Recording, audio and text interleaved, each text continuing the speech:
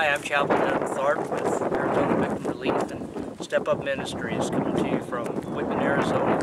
We're opening up a chapter here, and what we do basically is we help out with people in natural crisis, people that lose their homes in fires, neighbors who experience death in the family and need counseling, teenagers who are troubled with drugs, parents with alcoholism or loss of job loss.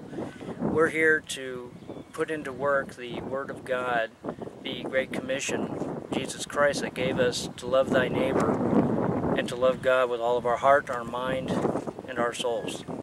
On April 23rd, we're going to give you the opportunity to put into work God's Word. Join us at Circle City Morristown Fire Department on April 23rd at 9 o'clock in the morning.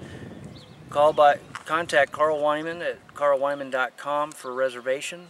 We have 30 seats available. It is $25 a person. We hope to see you there. God bless. Victim Relief is coming to a town near you. We're not just in the trees. Victim Relief is everywhere. We help in all kinds of disasters.